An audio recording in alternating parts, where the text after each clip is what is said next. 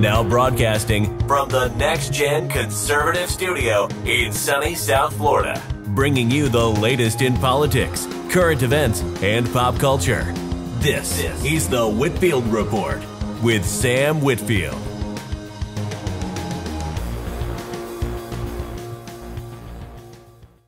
Welcome to the Thursday edition of the Whitfield Report. Technically, you guys might be hearing this on Friday, but we are recording this on Thursday, so technically it's the Thursday show, so welcome everyone. As I mentioned in the Batman review video that I did on YouTube, this will be a spoiler filled review, and we're going to do this episode probably in multiple parts. But for part one of this spoiler review, I have Sean Semenko of Real News, who I miss seeing him on Twitter because I don't get to hear his Twitter takes anymore on various things. But I've been talking to a lot of people on Twitter about the Batman, and I've gotten some pretty hot takes from people. I think some people are surprised I like this movie as much as I do. But anyway, first off, Sean, welcome to the show, and just kind of before we get into spoilers too much, what were your just general kind of initial, I guess, hot takes? Greetings, gamers, and thank you for having me on as always. I got to see this movie early screening, so I didn't have any spoilers, which was great. And I say this to preface it because my opinions may change. There's a good chance my opinions will change on second viewing, which will probably come this week or next when I take my girlfriend. But I have mixed feelings on it, mostly positive, but I do have mixed feelings. There's stuff I love, stuff I liked, and stuff I disliked. I absolutely adore the cinematography. Greg Fraser is my second favorite cinematographer out there. Only Roger Deakins beating him. Very beautiful. He shot Dune. He shot Rogue One, The Mandalorian, and some other things I'm probably forgetting. But he is fantastic, and the cinematography is probably the best ever in Batman. Lots of cool close-ups, lots of cool colors. Very good. I would agree. Yeah, absolutely. It's one of the best parts. The score surprised me. It was really good. I've always been a Giacchino fan, but I didn't think he was going to be the right choices because he's usually better doing happier music, so to speak. But the score was great. Very moody. It's got that theme that everybody's going to come out humming in their heads afterwards.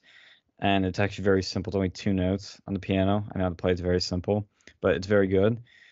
The mood's very good. I love the noir detective-y Blade Runner kind of vibes in this. Very good. Very atmospheric. Acting all around solid. It's not a bad performance. The story is good-ish, and I'll explain why later, why I'm a little kind of iffy on it. And the plot is kind of the same thing with a little good-ish. The characters are all superb. I love the direction they took in all of them. I love how they did something different, and I love everybody that played them. The negatives, though, that I have is the third act is very weak and very uncharacteristic of the whole film, and I don't want to say anticlimactic. Yeah, it kind of is kind of anticlimactic. Sure. Not really. I mean, it's kind of thematic, but it's kind of not. And there's some issues with it that don't make sense. There's a reveal that I feel like could have been what felt like would be a Marvel end credit scene. I'm glad this doesn't have any end credit scenes. Just didn't need to be in the film. And there's this one line, and you know it, and half the internet probably knows it now, that's said by Catwoman that pissed me off, took me out of the film. It's a woke line, doesn't need to be in the film. I bet it's a studio note. I bet studios put it in, but it takes me out of the film, and it pissed me off for a while that I just couldn't get out of my head because the movie had nothing to do with it. It comes out of nowhere and just takes you out of it, and that's all you can think about for a while. Really? So when it took you out of the film, like it took you out. It wasn't like it took you out, but then you were able to get back in. Yeah, and that was the problem. It's like for a good 30 minutes, I just couldn't stop thinking, like, why the fuck was that line in there? That pisses me off. Is this a woke movie? And I just couldn't get it out of me. I eventually did because I like kind of forced myself, but that's the problem with shit like that, is Yeah. it takes you out, especially when there's no set. And this is the problem with that third act in general, is there's just no setup for a lot of things. Like there's this thing the Riddler does that's like the big finale, and it's never Yeah, set up. and And that yeah, line is no reflection of that. And everything else though in those and so first I two acts is awesome. Awesome stuff. But there's just some random shit thrown in that I just didn't care for. But I'm trying to think of my other negatives, but those are really it. Like I said, the negatives aren't a lot. It's just they have a good chunk of value with them. Weight wise, the things I loved are pretty solid. The things I liked were decent. You know, they're not super main parts of it, but the things I disliked were kind of in between. They're not really super important things, but they're not pointless things either.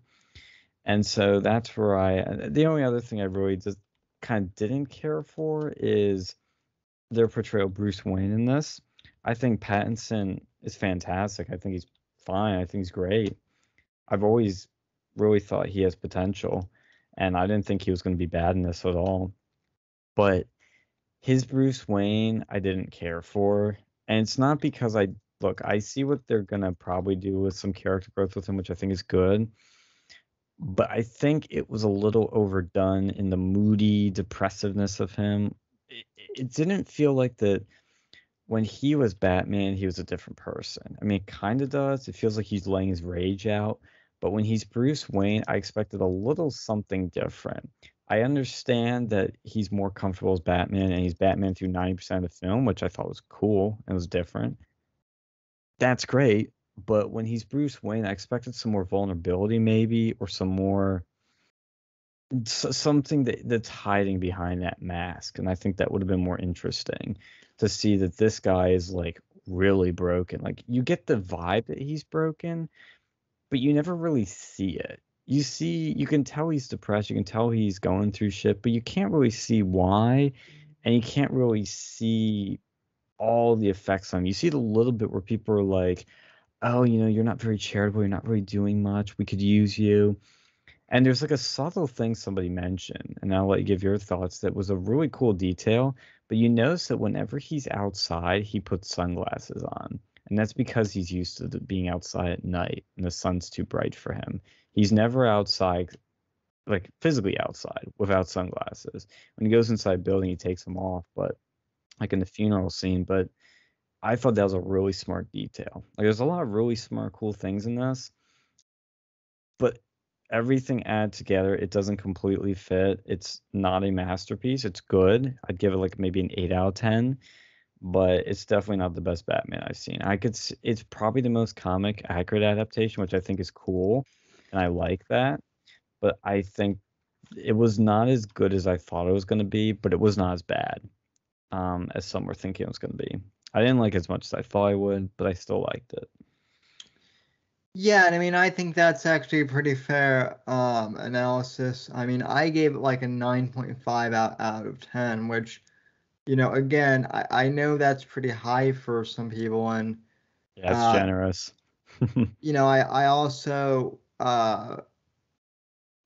know that, well, I mean, I guess, so let me kind of explain that, because I didn't really explain it too much in the spoiler free video, but like, so, and you and I have talked about this in general, but like nowadays, like I rarely go to the movies at all. Like if I can stream a movie like on HBO Max, I would rather do that, than then go. And it's not because I'm antisocial, it's just because like, you know, even with like matinee shows, like you're still spending like, you know, $20 for two people, which, granted, isn't bad, but like I can, you know, that's just for like one movie, and um, you know, you can rent like three movies for that,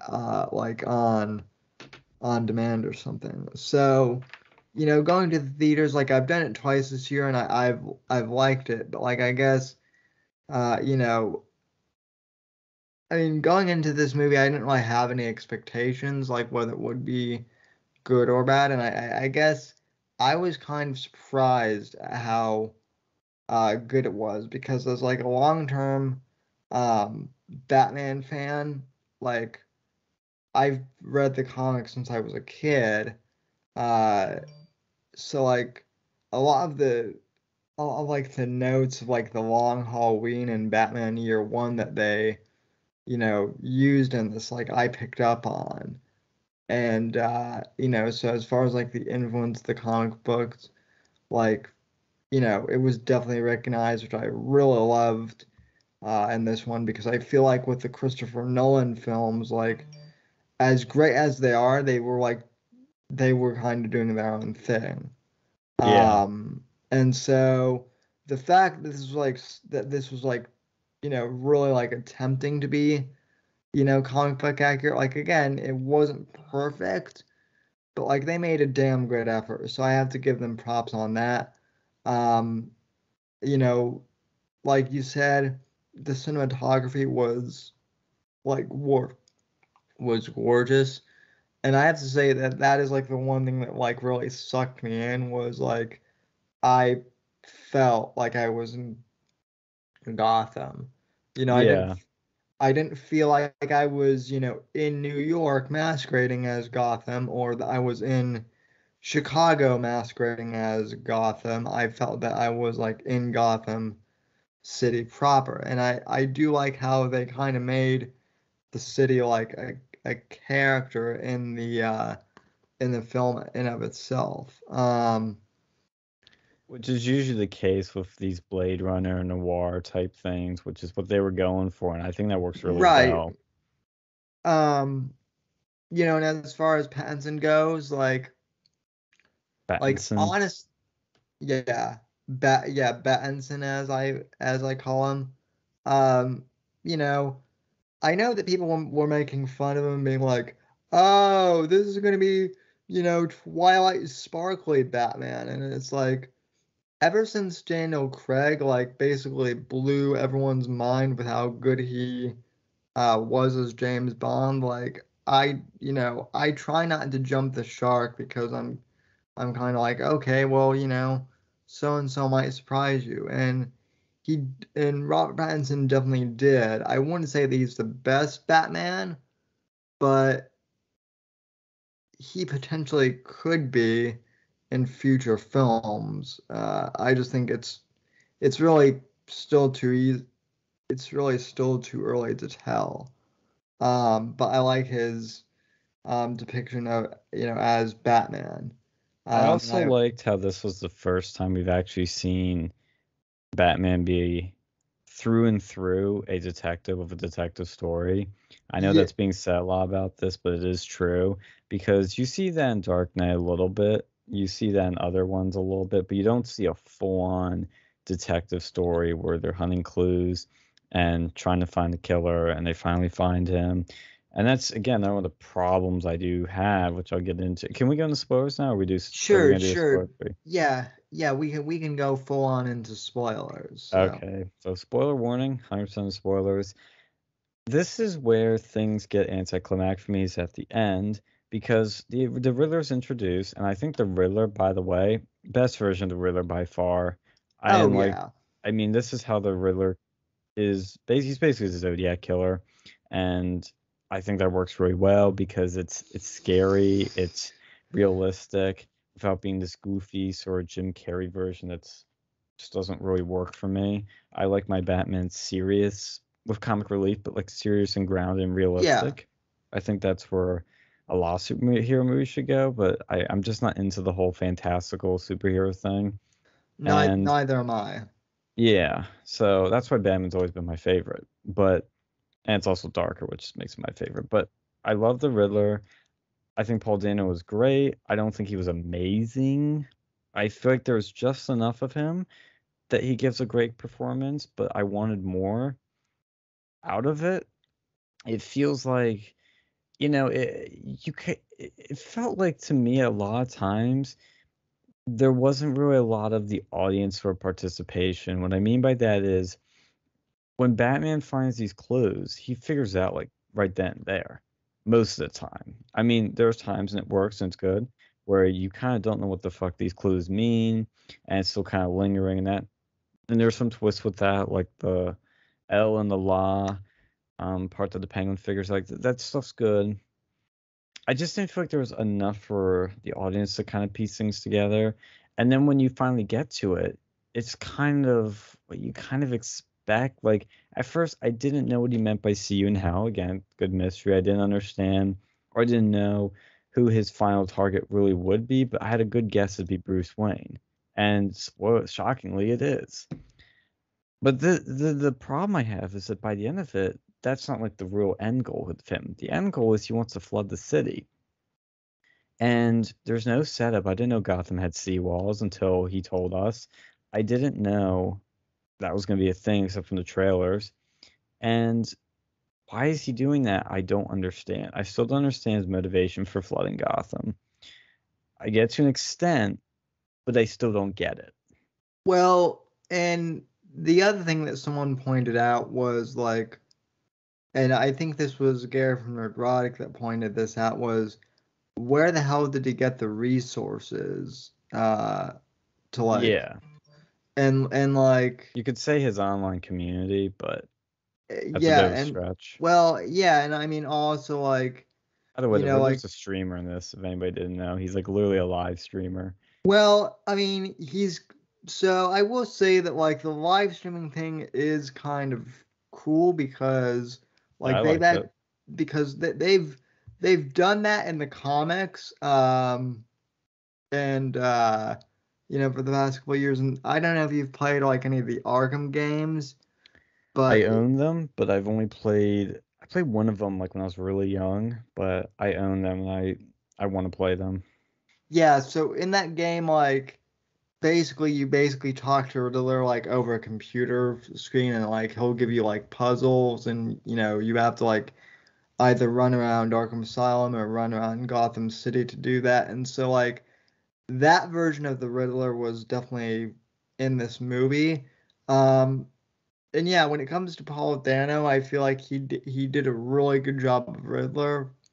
Um, one of the things I read was that they kind of, and I understand why they did this, but they did say that they kind of, I guess, pulled the Riddler back a little bit because they didn't want Paul Dano to go to get like too invested because he is like a method actor or whatever, and they didn't want him getting like too super invested in basically like, and I hate to make this comparison, but I mean it's what they said. They didn't want him pulling like a Heath Ledger and basically suiciding himself because of the stress. So, um, I would have liked to have seen more, um, but at the same time, I mean, I don't know. Well, see, the thing too at the end, and Chris Gore mentioned this, and it's a good point.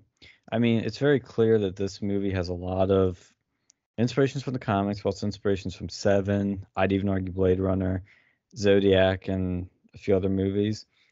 But at the end of it, like I am cool with this movie 2/3 of the way through. I'm digging it. I like it. Yeah, And it just needs to like have this final payoff that makes me go, God, that was an awesome movie. But it doesn't do that, and that's where I'm kind of left a little like, I liked it, but not as much as I want to at the end of it. which honestly is like the reason why it gets like a 9.5 out of 10 because the first two acts are like masterpieces. If this were like a TV show, right? Like these like it would have been like a great first arc, but then like the third act or whatever the finale is just like I feel like they rush. My problem with the ending is I feel like they rushed in, like they tried to cram way too much into the last act. Well, it is a 3-hour movie, and that's where I'm like, Right, which is weird. cuts. There's one big thing that they could have cut, which I'll mention in a second. I know why it's in there.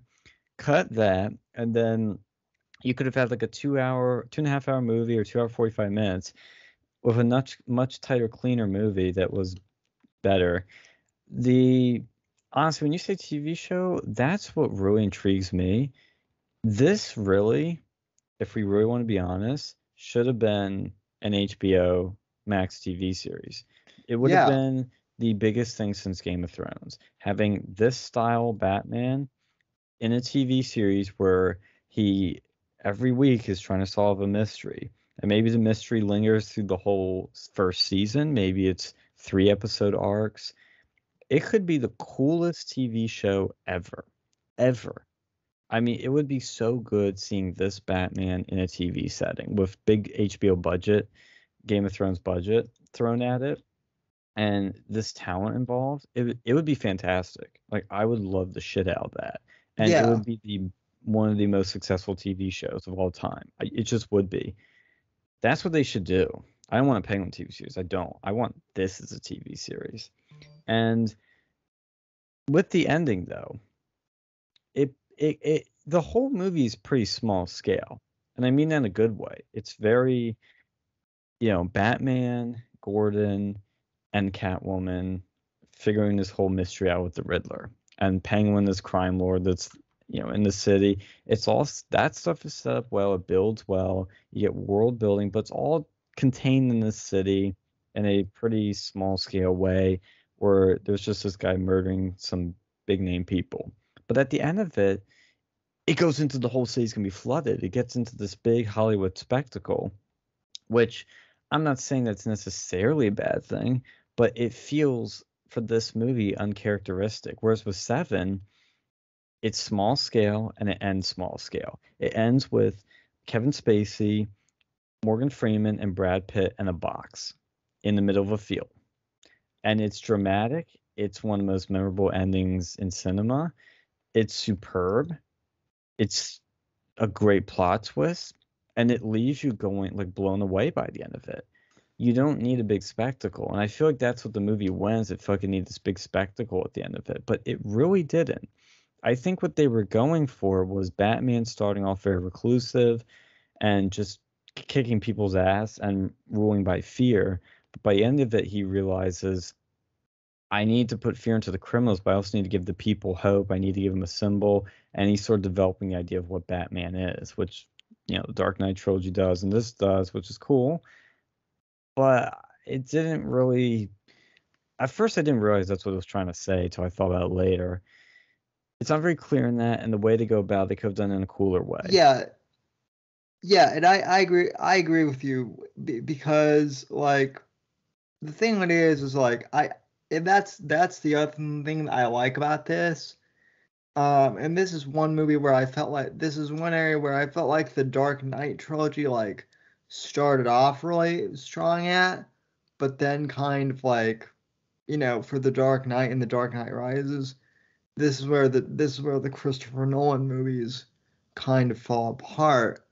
Was the idea of like Batman being, a terrifying symbol to criminals, like the scene at like in the beginning of the Batman where like you see all the criminals, Yeah, they that was just cool. see the bat signal and they just like start pissing themselves, and like Batman's not even there, but just like the idea that he could be there is just terrifying. And that's a terrifying. good example of show don't tell. They don't say Batman's scary. Well, I mean, they kind of do, but the way that they show it is really well done. And that scene was telling me, I'm like, oh, this is going to be really good. And then it just kind of disappointed me at the end of it. Whereas The Dark Knight, I mean, I don't want to compare it to it, but people are, and I don't think they Well, showed that yeah. it's different. That's one of my all-time favorite movies, top 3 favorite movies. It's amazing and it's flawless from start to finish. It is one of the best movies I've ever seen, hands down. But the way that movie ends is so much better in so many ways. Because again, there is some of this sort of big spectacle to it, but that's kind of the way they were doing their films. And it isn't even too big. It's not like the whole city's gonna be flooded. It's 2 boats are gonna might get blown up, and Harvey Dent's kind of going on a murder rampage. It's not too big. It's it's contained enough, and then it ends with Batman doing something heroic that you would have never expected, which is he takes the blame for Harvey's murders because that's the hero he needs to be, is somebody who's willing to do the hard things to become a villain, and because that's what Gotham deserves, but that's not the hero they need at the end. Everybody knows that line because it's such a powerful idea and message that's unique that you don't see any other superhero doing. And it's just it's one of the best endings I've seen, and this ending is just kind of meh. And I think part of the problem with that is, especially in this third act, is the whole sort of revisionist history of the Waynes. I didn't really like that. I don't know if that's a comic. Was that in the comics at all? That sort of idea that the Waynes weren't that great? Well, okay, so the Wayne thing is interesting because they've kind of changed it throughout the decades. So okay, so a few things. One, kind of just going off your Dark Knight comment, it's interesting because, like, I used to agree with you that the Dark Knight was flawless, but then I watched a few reviews where I'm like, oh yeah, the Dark Knight still has flaws. What's funny is the flaws that the Dark Knight has are flaws that were addressed perfectly here in the Batman, and then vice versa, if that makes sense. Yeah. I mean, it does have flaws, don't get me wrong, but they're just so small that it doesn't matter to me. Well, I mean, like the one, it doesn't take me out of the movie. That's the important thing. The one thing in the dark, yeah, no, it doesn't do that. But like the one thing that, like, okay, so 2 things that kind of like drove me a little bit. I wouldn't say like mad with the Dark Knight, but like 2 things that were kind of disappointing. Like one, they were like kind of starting to do with like detective work, to like find out who the Joker was, and then Alfred does that whole like, when I was a young man and I was in Burma, there was a guy who was burning down the forest, and somehow that leads Bruce to be like, okay, well, fuck the detective work. I guess it doesn't really matter. And I always kind of felt like, what, that's not really how Bruce would act, I guess. And then the other thing too, and this is actually due to the College Humor YouTube channel. I don't know if you've ever seen this parody, but there's like a thing where they rewrite the ending of the Dark Knight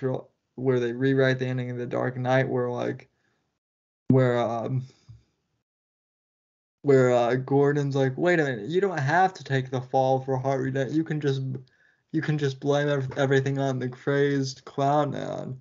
And Batman... I thought about that, but the problem with that is the Joker was in a completely different location, and I don't think it would have made sense, actually.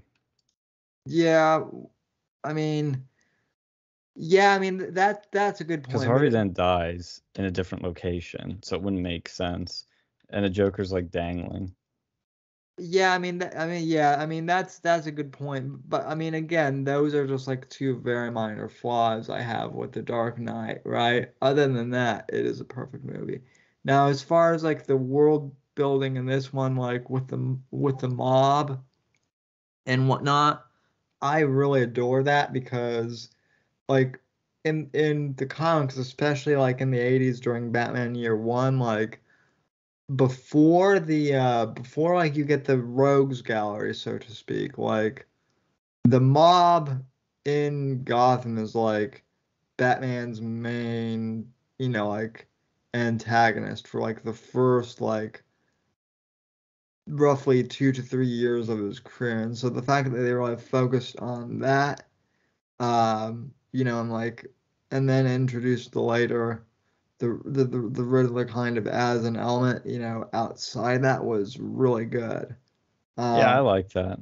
And then there's a thing that doesn't make sense with that they do in this movie is after the car chase with Penguin, which I didn't think it was as great as people say it is, honestly. I thought it was goodish, but it's kind of like the way the camera was working, I couldn't really tell what was going on sometimes, and wasn't as thrilling as I thought it would be.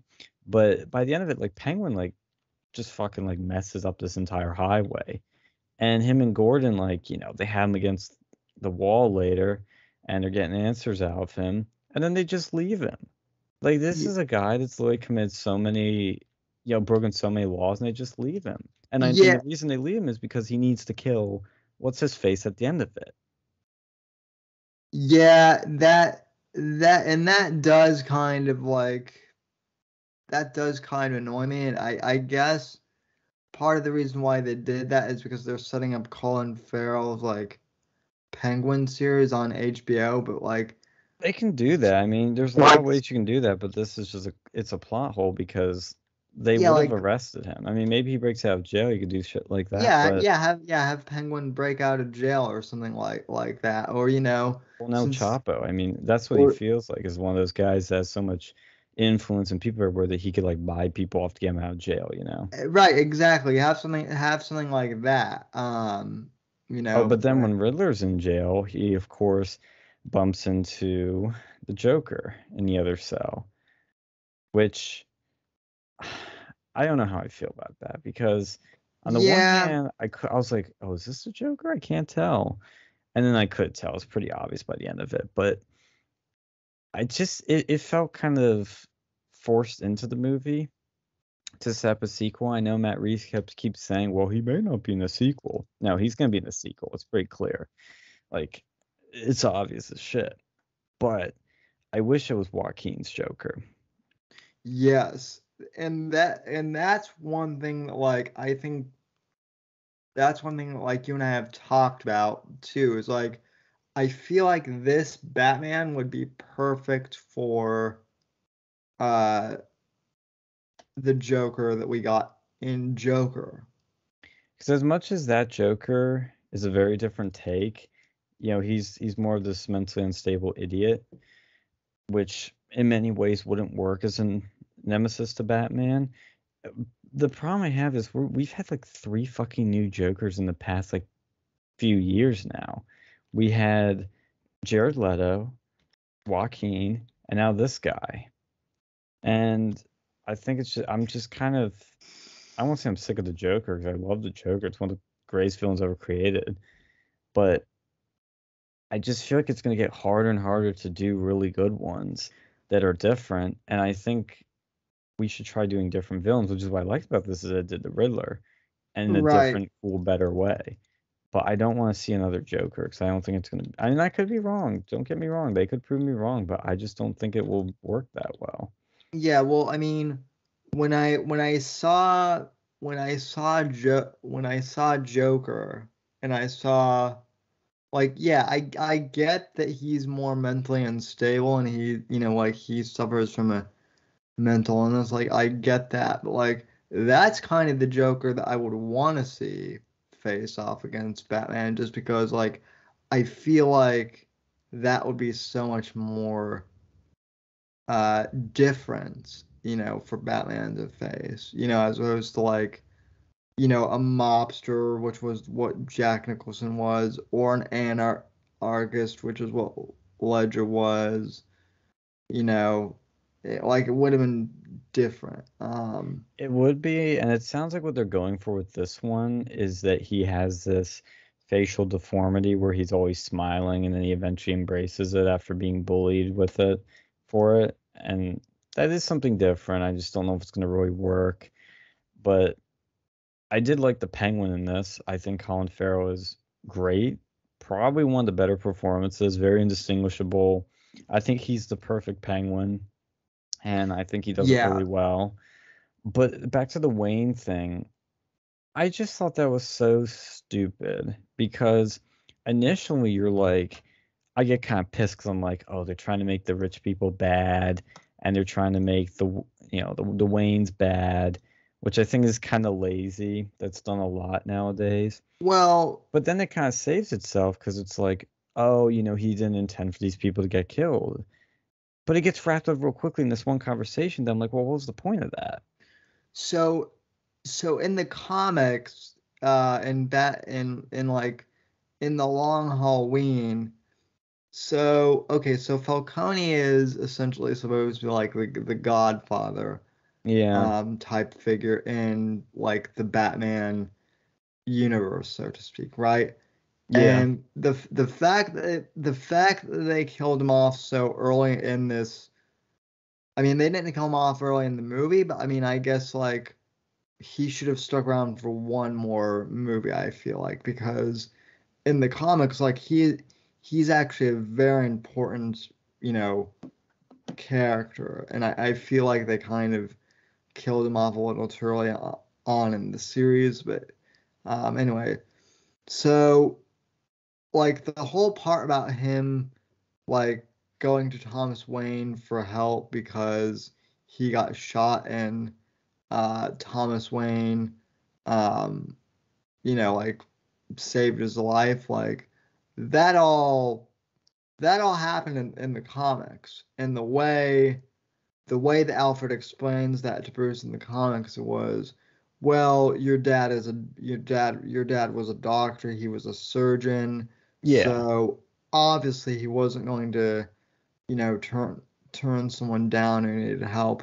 He didn't like it, but Yeah, and I like that part 'cause I think that's interesting. he still But did it's it. this idea that he hired him to kill a reporter, and then it turns out, well, he just hired him to like scare them. It's kind of just, Yeah, that's so the whole idea of like demonizing the Waynes, like that's something that has been like it's been in the comics, but it's been like newer in the comics, like within the past like 5 years, which again, yeah, which gives me that makes it, comics gay and everything. yeah, So yeah. That's what I was gonna say. It feels like the sort of revisionist, I don't, for lack of a better term, woker comics. It just, I don't know why. I still don't understand why that's in this movie at all. Because it happens and it's resolved quickly, and then that's it. You could have cut that out, saved a lot of time, and I just didn't get it. I really didn't understand the point of that. yeah, now the one area where I and we can kind of go into this too with that line in particular. So I know that people liked Zoe Kravitz. What's interesting to me is the people who were really critical of Robert Pattinson, for some reason, they really liked Zoe Kravitz as Catwoman. I didn't think she was that great. I thought she was fine, but I didn't think she was bad. I just didn't see what was so Yeah, great about her. so I mean, so here's my take. I think she was fine too. My problem with her is that like, okay, so Batman's kind of supposed to be like, moody and broody and whatnot, right? Yeah. And Catwoman, I mean, Supposed to be she's very not, flirtatious, I guess. yeah, I mean, she's not supposed to be like silly or over the top, but like, Yeah. she is more flirtatious. She is like more, I guess, Sexy. seductive. Yeah. She doesn't, she'll make like funny quips in the comics, like, I mean, she does that a little bit here, but I guess part of the problem I had with Zoe Kravitz's Catwoman is there are times where I feel like, she's supposed to like have like an emotional scene, or like she's supposed to like be kind of acting like Catwoman, but just because I don't know if it's because she's a new actor or what, but she just kind of comes off as like wooden, or like her performance feels a little forced to me. She Is all. doesn't come off as sexy. That's the problem. I No. think what's interesting about that character is that, yeah, there's a sort of sexy appeal to it. And it doesn't have to be, like you said, doesn't have to be over the top. But I think what could have been interesting, and this is going to sound contradictory, but I love the serious tone of this movie. I love that it's not a joke every 5 minutes. Right. But I think Catwoman could have helped giving it a little more levity. And I can tell that's what she kind of does. But I think that would have made it, again, interesting contrast to Bruce, because Bruce is being all, or Batman is being all moody and broody, and she's trying to be all like cheerful and happier, or not very cheerful, but just lighter and Right, sort yeah. of more like this sort of YOLO, Well, I'm just gonna like, she's kind of this sort of edgy girl that really doesn't give a fuck, but in a sort of, but she's funny, and that's, those sort of people in your life. They're oh kind of yeah, like well these that sort of YOLO people, but they're really funny. and that's her role in the comic book, too. So like the fact that and again, she could be coming back for future movies. Who knows? Yeah, I don't doors left open. I don't think she's bad. I just think possibly because she's, a newer actor, like maybe, I don't know what else she's. I mean, I know that she's probably acted in like some smaller films, but she just seems, I guess, newer to the whole thing, and Yeah. so Well, I think too, the whole way she gets tied into this, where she's trying to find her friend, I don't understand why that's so important to her. yeah, the friend thing feels the friend thing feels really out of place. Now, the whole thing with her being Falcone's I like that daughter, twist. See, that was a that twist I liked. and that actually is like that actually is that actually is from the comics, but she doesn't get to confront him in the comics about that. What happens is he gets assassinated later on by the Penguin, and then like she finds out like years later through like a paternity, through like some DNA test, like she's like his daughter or something. Right. It's I think it's handled fine here. I just think the friend thing to be her yeah, motivation to getting into this was weak, because you're like, well, who is this friend? Why should I give a shit? I mean, I have lots of friends. I mean, if they died, I'd be sad, but I'm not going to go out my way like this to like hunt down the killer, because that's the cop's job. And it just didn't like, if this was a friend who, if there was, if you found out later like the friend like saved her from Falcone or something, or right. was, or if it was her sister, or if it was her mother, like there could have been just something else that makes it more like, oh shit, I feel bad for her, she should really do that. It just felt weird. And Yeah, then there's it's no there's mhm. no emotional stake with the friend. That's the whole problem in that third act, is that there felt like no stakes, because if the Riddler's already in jail, if Batman's gonna be fine. By the end of it, I'm just like, okay, Batman's just gotta, finish this shit up. And that's it. Like, there's no stakes. And that makes the third act kind of boring then. And not boring in the sense of like, I'm like literally bored, but just not exciting. And whereas in the beginning, it's very exciting because you don't know who's going to get killed next. And there's all this other shit going on, but it's just very fell flat there. And I don't know what they were thinking, honestly.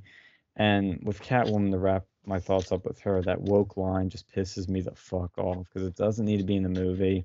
If it was in Yes, the movie, I would have like literally added an extra point or half a point to my score for this, because it just so takes me out of it and it's stupid.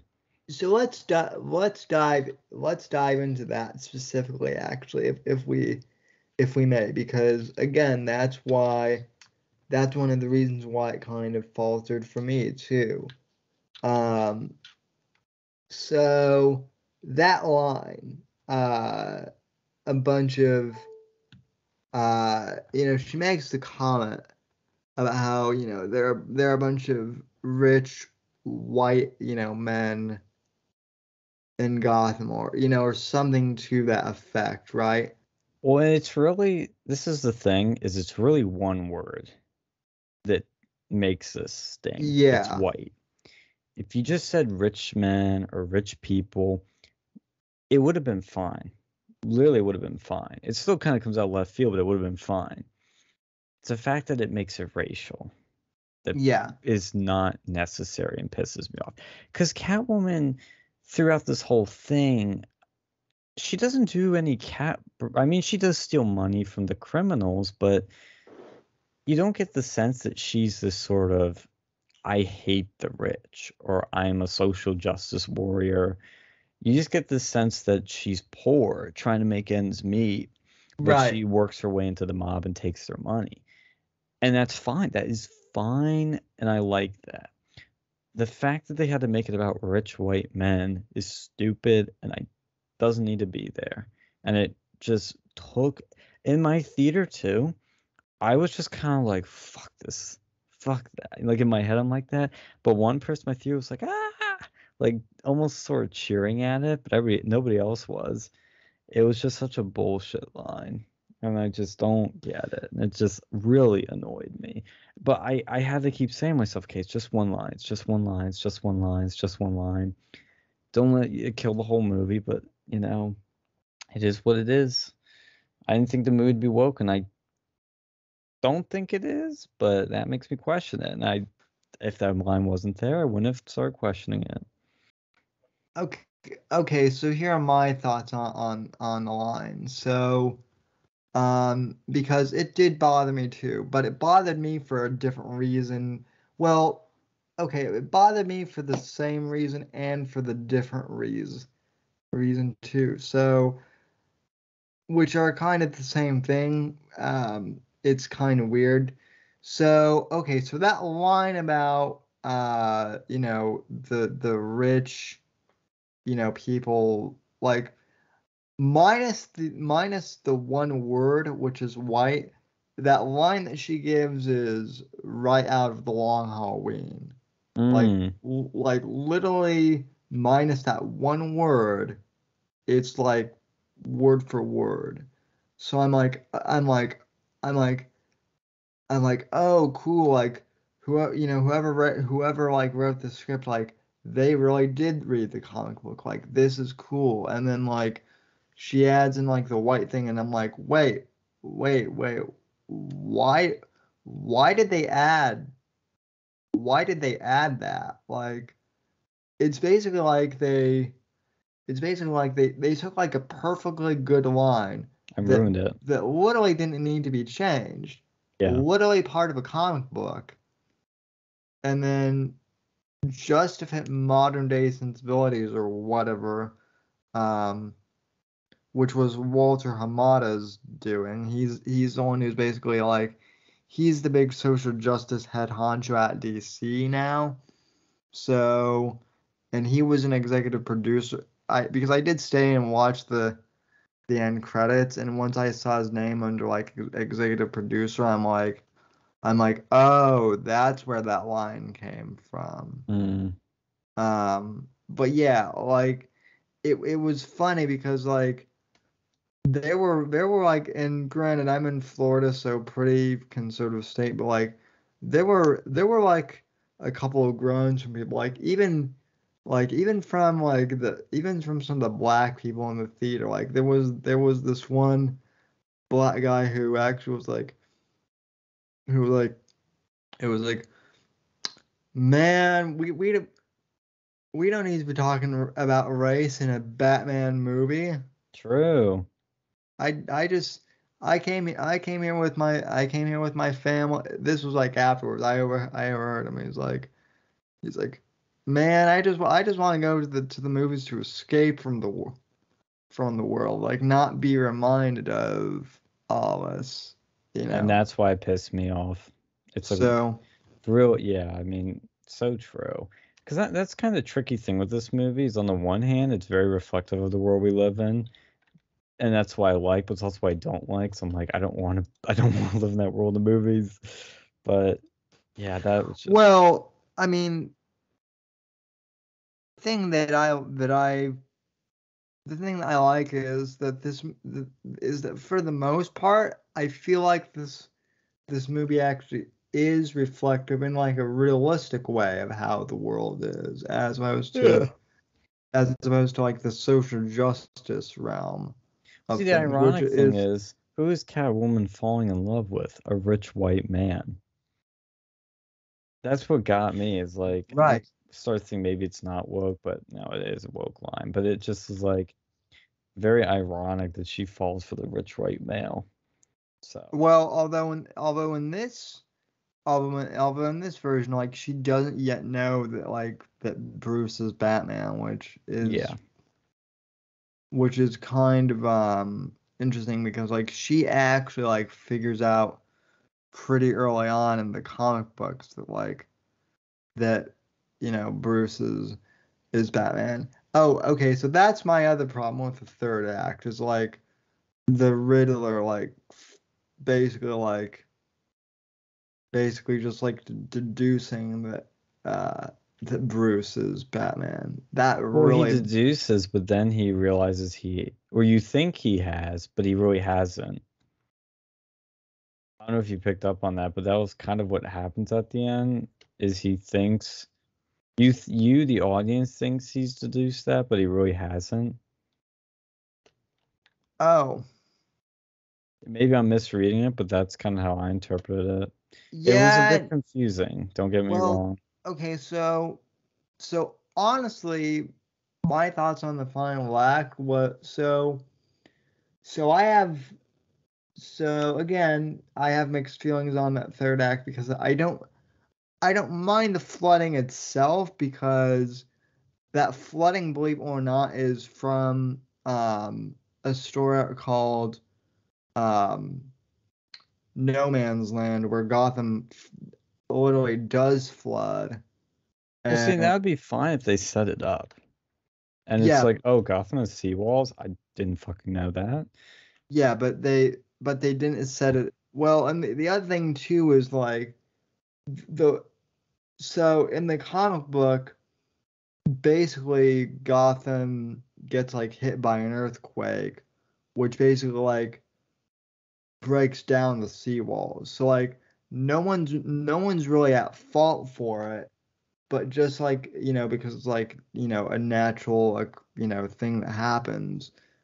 But because of that, basically like all the criminals get like let out, because the power grid like shuts down, so all the criminals break out, and basically like Gotham becomes like a big shit show. Like if that had happened, I would have been okay with it. But like the fact that like Riddler purposely at the last minute like makes that happen is just like why? Like I just don't honestly, understand why he does it. His rationale is so that we can have like all the rich people, like the not rich people, the corrupt people centered in one place. We can shoot them, but it just doesn't make a lot of sense. Like that wouldn't really happen, and they'd probably be protected, so he couldn't do that. And then he has all these like people come in as just like him and try to shoot him, and it's just a little weird. And then they shoot her, the mayor candidate, who's clearly a progressive, and then she survives. I actually would have thought it would have been so much better, because this is what I thought they were going to do, and it surprised me. Wish they killed her. That would have been actually surprising, and it would have been like, oh shit, he actually got her. Even when he was in jail, he got her killed, basically. Like that would have been so much cooler. But and it's like Alfred, he almost dies but doesn't, which I was fine with that because we didn't get enough of Alfred. But the mayor can't should have been killed. Big mistake. I actually I actually I actually agree with you on that. Um you know I think story wise that would have worked. I can see why they didn't go that way. Yeah, I can see why Because too. you know, if they had like Black Lives Matter would have been like, you killed a black lady off screen, and by the way, that mayor actually is actually from the comics, but like she comes in much later in Interesting. Batman's career too. And so okay, so one thing I want to ask you is, what did you think of Gordon in this film? I think the acting was solid, not as good as Gary Oldman, but Yeah, I would agree. but very initially I really liked it. I liked the relationship, but then I realized Gordon didn't do anything. He did nothing. That's what I liked about the Nolan trilogy is that Batman can do his thing, and then Gordon can do his thing, and then when they work together, that's where the magic happens. But with this one, Batman does everything, and Gordon, yeah, he lets him in the crime scenes, but Gordon doesn't do anything. Doesn't solve any of the riddles. He doesn't get anyone or do anything. Like he's not as utilized as I thought he would be, and as he should be. That really was disappointing. Whereas like in Dark Knight, like first of all, he fakes his death, and then he literally arrests the Joker. I mean, you feel like in this one, you feel like Gordon is like in an unwinnable battle, and he's also kind of like given up and doesn't do anything. Whereas in Dark Knight, he's kind of, he's in a tough spot. He's, having trouble, but he's such a powerful, smart, uh, cunning and persistent guy that he cuts through the lagoon and is able to do good things. The thing that I guess also kind of bugged me about this Gordon a bit, and it wasn't so much with Gordon himself, but the way they wrote some things, like the fact like he actually did bring Batman into like the crime scenes with the cops, like all in the room, did kind of bug me a little bit, only because in the comics and also like in the Dark Knight trilogy a bit, like Gordon would wait for like the cops to clear out of the room Right. entirely and then bring Batman. Whereas like this Batman is just like walking around, with the cops all around him, and like we're told that the cops like hate Batman, but it's like, well, they don't hate him enough because clearly like They're fine with letting him in, yeah. they might not be happy that he's there, but you know he's like walking on. I do the And one that thing that makes it less interesting because what's interesting in the Dark Knight trilogy and I've read Batman is that Gordon's like the one guy they'll work with Batman, the one cop they'll work with Batman, whereas everybody else hates him because he's this yeah vigilante. And Gordon is like, shit, like I have no better option. I gotta work with this guy. And so he has to kind of under the table work with him. And there's no under the table. It's just out in the open. yeah this scene too in the police station where they bring him back but they never took off his mask or something. I'm like, Yeah, I noticed that too. That's the first thing I thought. I was like, oh, they're gonna find out who he is. Oh no, he still has his mask on. And you could argue Gordon stopped that, but that's wait, very implied. which clearly is kind of what happened, kind of off screen, but even so, um, they could have been like, they could have been like, no, Gordon, we're doing it anyway, and then have like Gordon get into a fight against one of his, like Yeah, that to me would have been much more interesting. what someone cracked a joke though on Reddit that Batman hitting Gordon and basically knocking him out is basically what A hate Batman crime. does. Yeah, basically does every time he disappears. Yeah. And that's why we I mean I do like the fact though that we also get like a Batman who doesn't like quite know how to like Yeah. just disappear like that yet and like Yeah. do like all these other things like Oh, I like the vulnerableness to him, which again, the problem against Prompt, that third act and some of the other characters that, when you remove those stakes, it gets boring. But that was what was cool about him is that he's kind of rough around the edges, a rookie at this, and not very good yet. And I thought that was interesting. And even though that cops, scene has some problems, the one thing I loved was once he punches Gordon, he puts that fucking zip line up and goes flying up those stairs. Beautiful shot. Like, it's epic. I love that part. And then he gets to the rooftop and you're like, oh my God, he's going to fly. He's going to do it. And then he's kind of like, oh shit, this is scary. this is high up, and you see that it was great acting by Pattinson. And it's such a small thing, but you could feel his fear and you could tell immediately, no words. You could tell he hasn't done this before. This is his first time doing this. Like, he's completely scared. He's right. Like, that was my impression. I mean, maybe he has done it, but you could tell that he hadn't done this at least a lot. You could tell that he was scared to do this. And then he whips out a freaking like squirrel suit, which I thought was really cool because it's very realistic. Now, how he crashes is a little defying physics because he somehow survives that. But that was my only problem with that scene. But I thought his flight was really cool. I wish it went a little bit longer, but when he crashes, I like that he crashed. I just didn't like how he crashed because he literally like flings up and hits a fucking like metal bridge, and he's just fine after that. Yeah, I'm yeah, that was kind of cartoonish. That was kind of a little ridiculous. And my mom and I were in the theater next to each other, and she leans over to me and goes, "If that were actually in real life and he had hit a bridge like that, he'd be dead." Yeah. I don't like when movies do that because it's such an easy thing you could have fixed. You could have had some other bullshit way he lands, but it's believable. That was just like, I was like, oh come on, like he would have died from that. I mean, that just was ridiculous. Okay, so the other weird thing, kind of similar to that. So talking about the third act being weird, one of the things that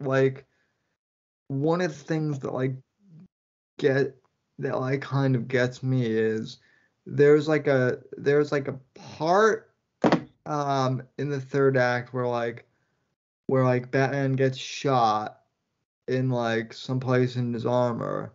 Yeah. And like it seems like he's critically hit, right? And he puts the adrenaline in, the Venom adrenaline, and just kind of goes at it. Well, okay, so that was my question, was like, was that a reference to like, was that just adrenaline, or was that, whatever Bane has? And if so, a lot of people were saying it's what Bane has, but I'm not sure. Well, to me that would be a little ridiculous though, because like we haven't even been introduced to Bane yet, and Bane's the one who like develops that serum, not Batman. So yeah, that's my problem with that too, is that it kind of comes out left field too, which is okay because all of his gadgets kind of do, but it was just a little weird. And I don't understand too, like after that, again, he's technically fine. Like I don't understand the gun physics in this. And what I mean by that is it seems like he can get shot anywhere but the head and he's fine. But why was that shot worse than others? I mean, there's that one scene, it's a really cool scene where he's in that hallway and all the gun flare is lighting up the room. Exactly. And he's shot like 100 times. I mean, it's really cool, but if he survives that, why is the shotgun blast like like putting him down. Yeah, thank you. That's a guy what I was gonna say. Like heavy machine gun fire just bounces off his armor like no problem, which is really cool. But then you mean to tell me that like that bird shot from a shotgun is the thing that like that that like cripples him basically. Like you could argue his armor was weakened by that point. I guess you could argue that, but Yeah, but I mean not. I mean, yeah, I guess so. But even so, it's like I would have believed that if it were like if it were like a higher caliber, yeah. not birdshot or whatever he got shot with. So yeah, I mean, honestly, so here's my spicy take. That third act, honestly, they could have just ended the movie with Riddler being arrested in the cafe and then like maybe setting things up for like the future. And that's how they could have ended the movie. I would have been fine with that. And then maybe doing the flooding or whatever, doing that third act like as the beginning of Batman 2. Well, I think the problem is that the Riddler became people that they could have surprised you with to kill, so they just went for the whole fucking city getting flooded. And that Mayor King, again, she's kind of brought up, you kind of forget about her. I would have liked some sort of surprise with the Riddler at the end. That was the problem, is there really wasn't. And that really gets the general problem with this movie, is that there's nothing that blew me away. There was nothing really new or fresh. I mean, was it a fresh take on Batman? Kind of. Like, we hadn't seen this on screen before, but as you said, it's very comics accurate. There was nothing that blew me away. It didn't need to be a lot. It just needed to be one thing. It could have been some sort of good twist at the end. It could have been some sort of good surprise kill or something. I don't know what it would have been. I mean, I'll be honest, but that is what it needs to really sell me at the end of it. The serial kill element from the Riddler did kind of blow me away, only because I'm like, wow, that's new. We've never actually seen Riddler get his hands dirty before, really. So I did like that element, but again, just I feel like, I almost feel like, and this is something that unfortunately has happened a lot since The Dark Knight, is I feel like Heath Ledger set the bar so high, yeah, that they kind of tried to make Riddler into like a wannabe Joker with like the high stakes at the end, because I'm like those high stakes to destroy the city, like that's not a Riddler thing to do. That's a Joker thing. Yeah, and it just, again, that third act just feels so like different from the rest of the movie. You know what I mean? It feels like somebody different wrote it. It's just so weird. Yeah, ironically, even though it's even though it's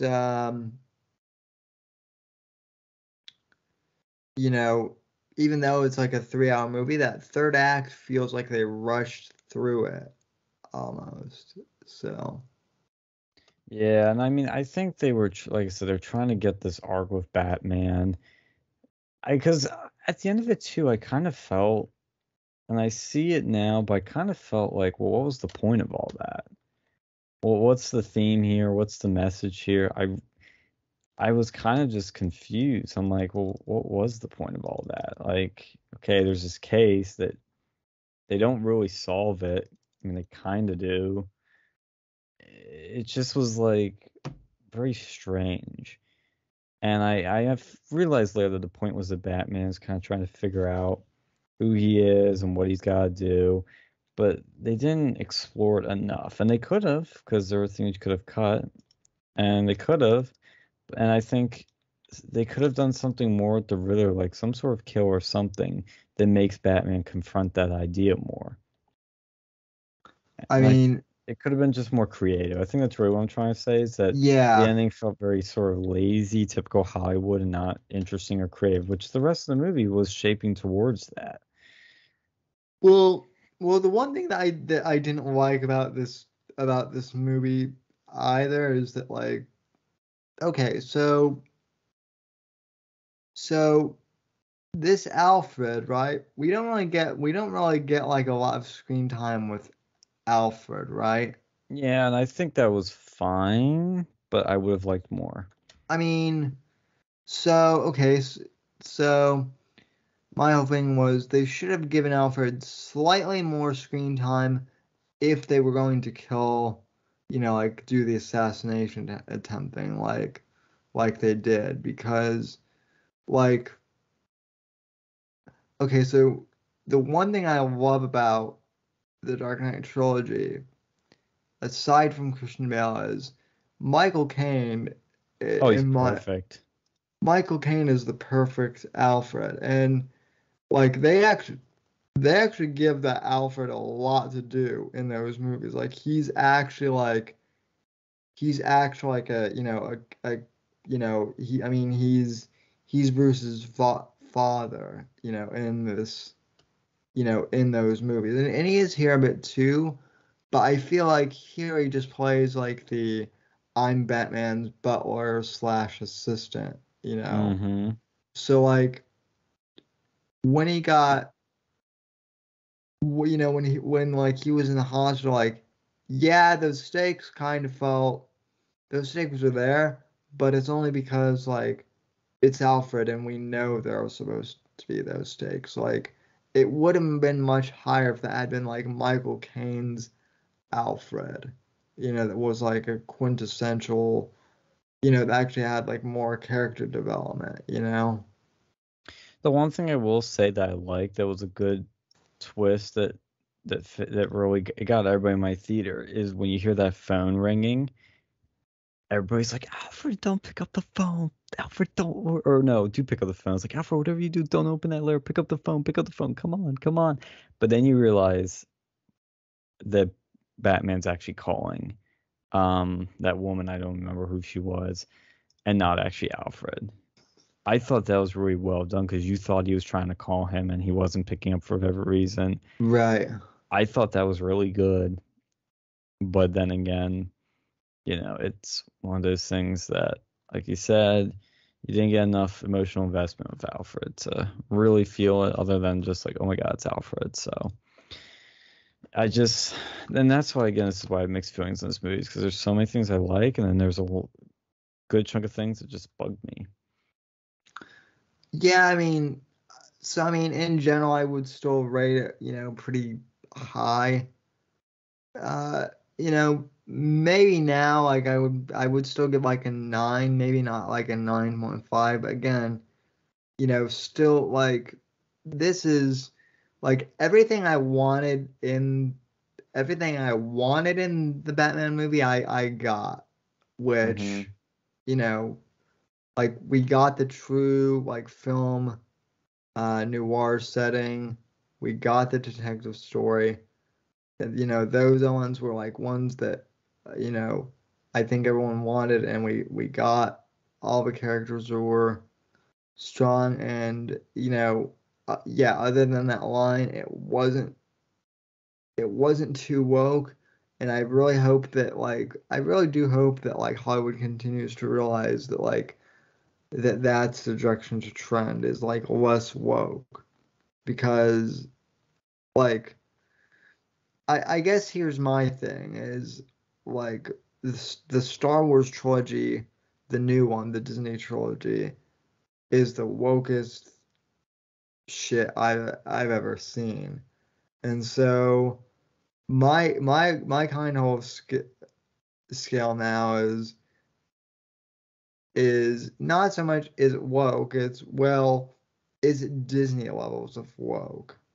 And if it's not, like I can kind of tolerate it. So Mm-hmm. Well, and I think too that the technical stuff they completely nailed oh it yeah. across the board. It's the characters they mostly nailed, but it's the storytelling and the plot, which is the most important thing, is where I had the issues. So I Yeah, just it kind of frustrated me for that reason, is because and disappointed me because it had everything there. Like most of the ingredients were there. I just don't understand why I couldn't stick the landing at the end. I do kind of feel like also you mentioned the Batmobile. I feel like that scene was way too short, or I feel like Mm-hmm. they could have used the Batmobile just more in general. Look wise, that's my favorite Batmobile on screen, but we didn't get enough of it in my book. Oh yeah. I think I wasn't the biggest fan of its looks, but I think, like you said, was kind of underused. I mean, I like it. The one thing that bugged me about the Dark Knight trilogy was the Tumbler or whatever it's called, Mm-hmm.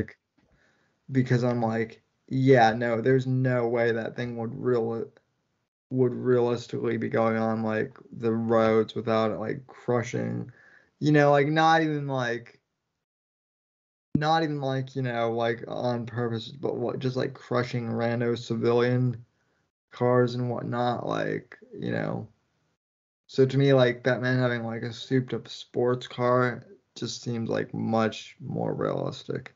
I don't know. I like the concept of it. I think the design's a little goofy with like the engine sticking out the back. And I think it like I said, it's kind of fine, but it just I like about the tumblers that if it makes a lot of sense because it's this armored vehicle where he's actually super protected. I mean, this one, yeah, it's got the bulletproof glass, but other shit could easily be shot. It's didn't make the most sense in a lot of ways. And supposedly too, like keep in mind this is Batman very early on in his career. Right.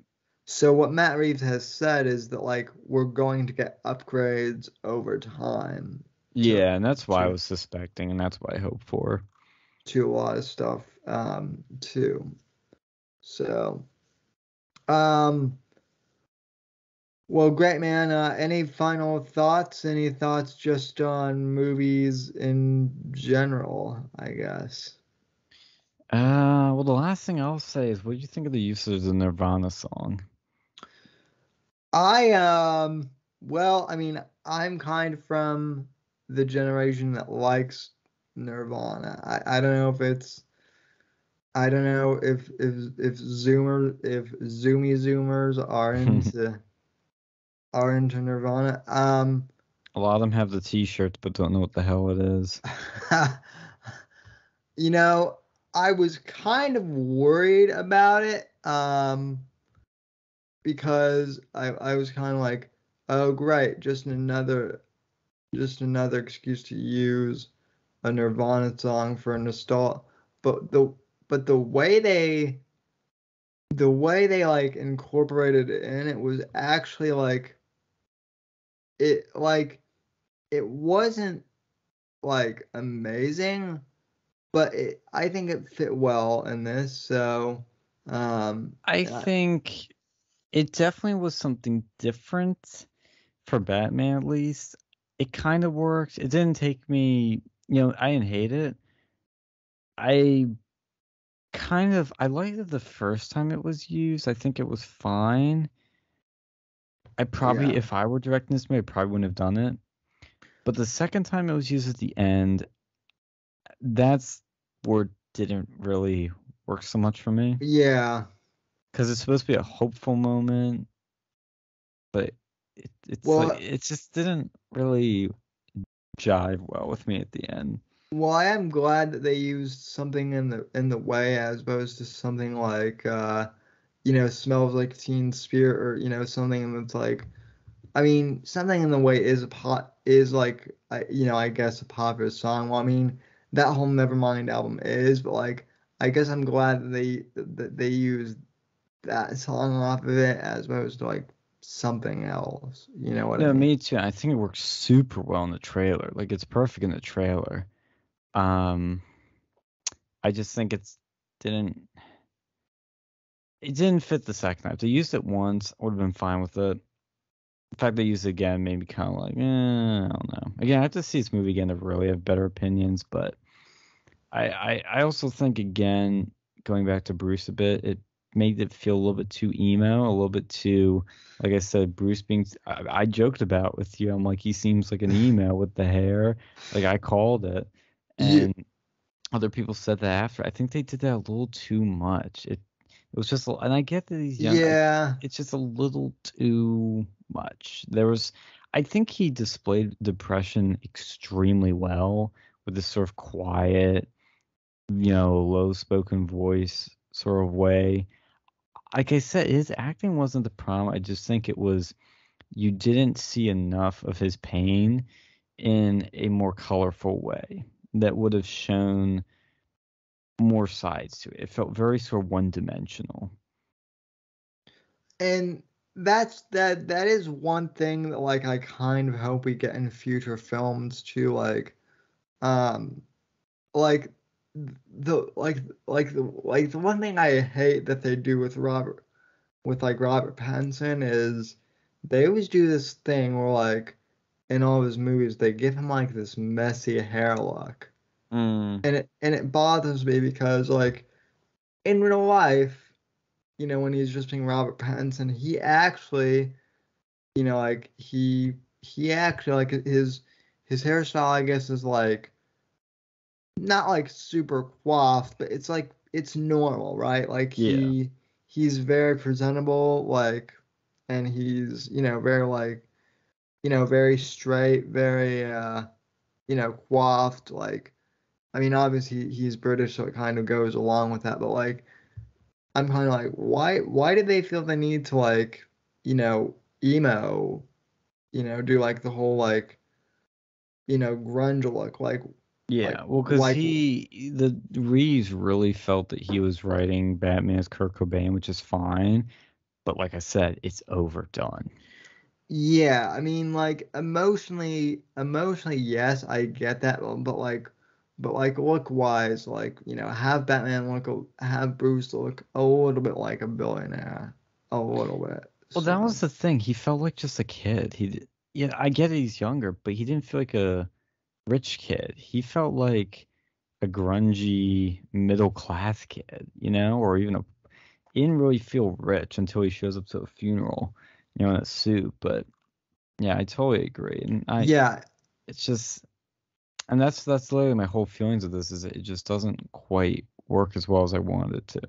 which I am hoping that like so the one thing that like I'm kind of hoping too is like you know I think Bruce slash Batman kind of realized that he needs to like do more to have like a positive influence, like, and I would love to see that too, and like in Batman to like maybe see like Batman or no, maybe see like Bruce have like a few, board meetings at like Wayne Enterprises or something like that, like he did in the Dark Knight trilogy, Mm.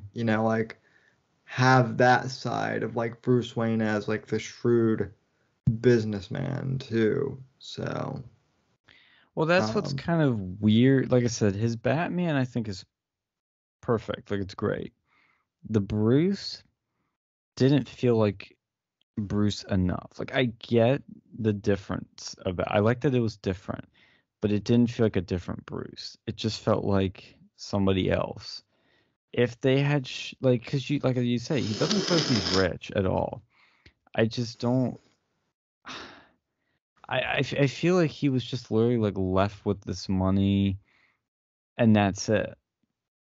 And which I guess is the situation he is in, but it didn't feel like he had other responsibilities for it. Like I know that one girl makes that line, but you didn't get this sense of like, dude, you got a company to run, you gotta do this, you gotta do that.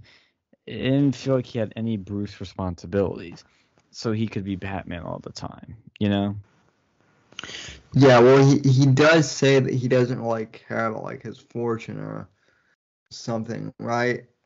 To Yeah. Alfred, and like I'm kind of hoping that that changes because like I don't mind like grungy emo Bruce, like, here, like, it's Batman year one, Batman year two, fine, like, he's kind of young.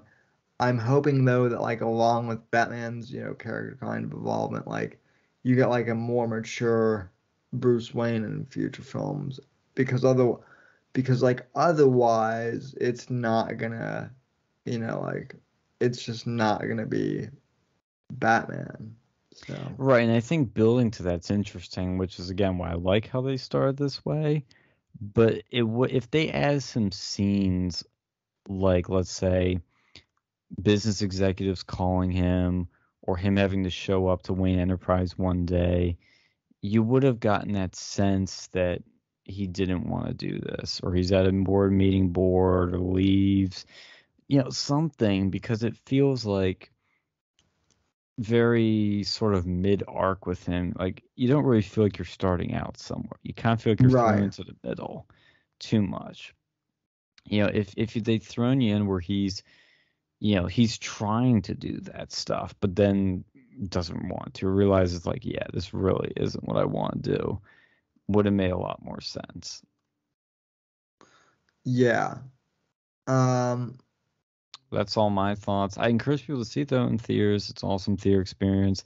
I saw it in the yeah. Dolby Atmos theater. It was really awesome, and so you Oh, could really feel nice. the atmosphere. Like I said, there's a Oh, lot to like, but there's enough things to dislike that don't that make this one kind of a one good but not great or amazing film for me. one thing that I love in this movie too, aside from the music, is the use of sound effects.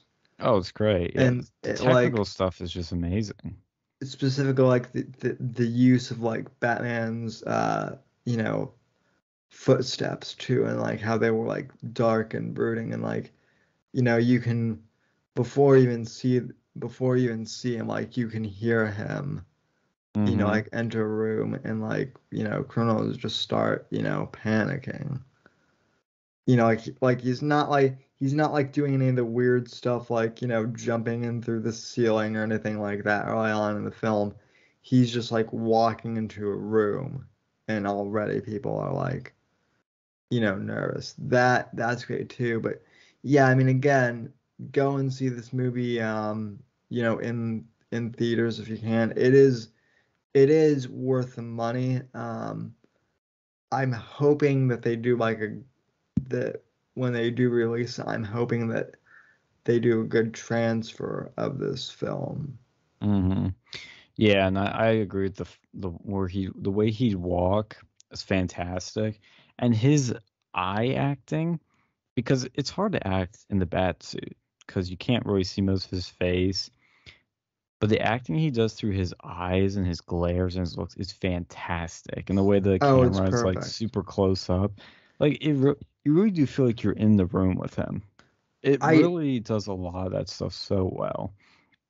I will say I do like the suit too. I know that some people don't like it, but I actually really like this one. Oh, I love the suit. Yeah, I really did.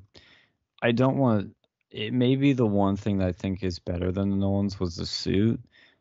I don't want to actually say that officially yet, but I'd say if there's one thing, if I had to pick one thing, that's like the one thing I'd pick. I did love how his batarang or bat knife, whatever you want to call it, is a functional part on the suit. Like the bat emblem is a functional part. It's not Yeah. just there for show. Like that's where he puts his batarang. Like that was really cool. And it's in one scene. It's really quick, but I noticed it and I loved it. Yeah, no, I like that too. I like that too, that like that like the back crust is actually is actually like a functional thing. And that's actually, depending on which comic version you read, that's actually like another thing too. And the idea is that the criminals see that symbol and they shoot that symbol, but it's like heavily enforced, so it does nothing, right? Mm. Um, and I really, I actually, and I know that, like, I know that I'm gonna probably get some hate, but like I actually like this suit better than like the Nolan suit, because like early on in the Nolan trilogy, like I thought Batman's first suit was fine. Then once they got into the Dark Knight and the Dark Knight Rises, I feel like they tried to make him more like a military type, Batman, as opposed to like a detective lurking in the shadows, you know? And so the fact that Well, I like both those takes, honestly, and that's why I still like this movie and I wish it was improved, is because I love how these are told two similar yet very different takes on him. Yeah. And they both work well in their own ways. It's just, to me, the overall story, acting, music in The Dark Knight is superior. Even though, like I said, the music in this is really good, the acting's really good. It's just not at that level, especially the story and the plot. If the plot and the story had a wow factor at the end of it, I would have rated this so much higher. Cut the woke shit, have some sort of wow factor ending that's simple but blows you away, like the ending of Seven would have sold me.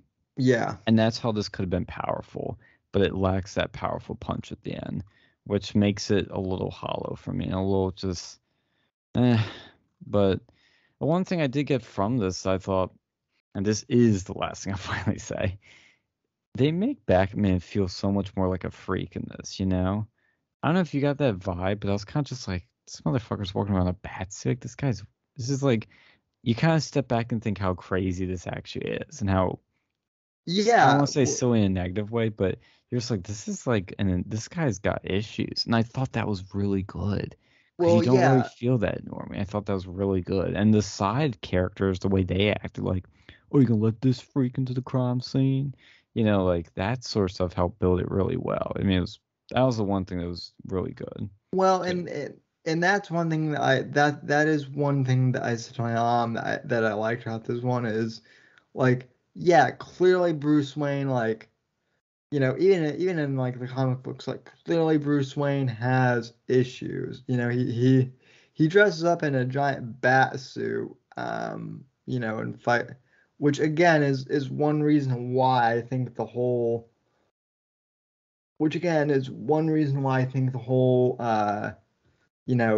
Joaquin, like, I would love to see Pattinson face off against Joaquin's Joker, because I kind of feel like, in a weird way, they're opposite, but they are kind of similar. You know what I mean? Where like they're both kind of slightly unhinged mentally, and so I think that would just be really fun to watch. But I don't know. Yeah, I agree.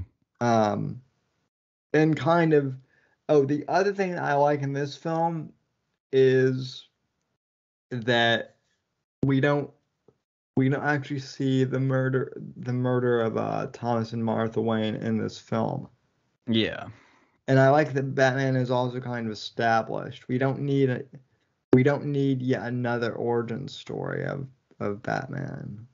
Yeah, no, I like that too. I like that it knows what it is, and again, that's part of what it does differently, is that it's almost like an episode of Batman. It's a comic number 76 of Batman. It's not his origin story. Yeah. Again, there's a lot of things in this movie that's different that I really like. I genuinely do. Yeah. So, but anyway, well, I guess we'll have to see what happens in the future. Because there will be a trilogy, apparently. That's what I've heard. Oh yeah, there's going to be a trilogy. The other thing too, I know it's a bit late, kind of not like right now, but one thing I am going to do is I'm going to do a review of Dune at some point, and I would love to have you on. I will be all giddy to do that. I would love to have you on for that, particularly because, like, I never took you as like a Dune guy, but I never read the book. I knew nothing about it. Well, neither did I. Yeah, I mean, I literally came in that movie cold. I wanted to. That's the thing. Like, I was thinking of reading the book before it, but I decided not to because I wanted to experience the film as much as like to its fullest potential. I'm such a big Denis fan. He's my favorite director. Just nobody except Christopher Nolan comes close. And I say favorite, I mean favorite working living director. He is by far my favorite. And after Sicario, Arrival, and Blade Runner, I'm just like, this guy doesn't miss, and he gets better and better. So I came into this with high expectations, but I was like, I know this is going to be good. I'm just wondering how good it was. And when I saw it, I'm like, yeah, it was pretty good. I thought it was, I didn't think it was as, sorry. I at first thought it wasn't as good as I thought it was going to be, but then the more I thought about it, I loved it. It grew on me pretty quickly. Yeah, same here. And I did do an initial review like way back when, but I never uploaded it, and it actually, I cleaned out my computer and it actually got like deleted by accident. So no. So I mean, now that the digital copy is out, and like I've had, I'm on spring break this week, so I'm probably gonna rewatch it again. And so Nice. Yeah, I think actually doing a review like a few months later and like, how good is it really? Has it improved? Has it not improved? So I'm going to be doing that, and I would love to have you on. Oh, absolutely. I'd love to. And then now that everyone's seen, well, now that almost everyone has seen Yellowstone, I'm probably going to do a Yellowstone review at some point too. You have to get Phil for that one because I have not seen it yet. Oh, yeah. Oh, dude, you wanted to talk about a show that is like totally based, no political correctness whatsoever? Yellowstone, my nigga. So. Yeah, I'll have to. Hopefully, I can find some time in a month or so to check it out because I feel like I would like it. I like Kevin Costner. Yeah. So, but anyway, well, I know it's late, and we've been going for about an hour and a half, so I don't want to do like a 3-hour show like we did for our Bond show, although that was fun. But anyway, well, where can people find you now, Sean, that you're gone from Twitter? That's a good question, man. Yeah. I think the only places you can find me is Gab and all the Uncensored America shit. If you go to uncensoredamerica.us, that is the website for my organization, my free speech organization. That's kind of what it's the only thing I can tweet out of now and operate from is the accounts for that. But my personal stuff, it's only on Gab, and I don't really use it much because Gab is pretty boring, frankly. As much as I love the product, it's just the people on it are boring and it's an echo chamber. But yeah, I'm on Facebook. That's it, really. My Twitter taken away, really. It's just I miss it. But hopefully you'll be on True Social. I actually think yeah, I'm in the waiting list for that.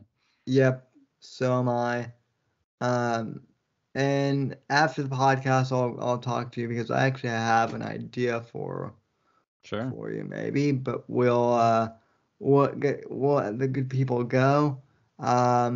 So thanks to everyone who tuned in for this review. I'll probably have a second review part of this, getting some opinions from some other people. But in the meantime, God bless, God save this great nation, God, freedom, legacy, in that order. And I will see you on the next episode of the Whitfield Report. Sounds good. Thanks for listening to The Whitfield Report on the NGC Network. Please visit Sam's website at www.thesamwhitfield.com. and support Sam on Patreon at patreon.com/Whitfield Report. Until next time, God bless, God save this great nation, and God, freedom, legacy, in that order.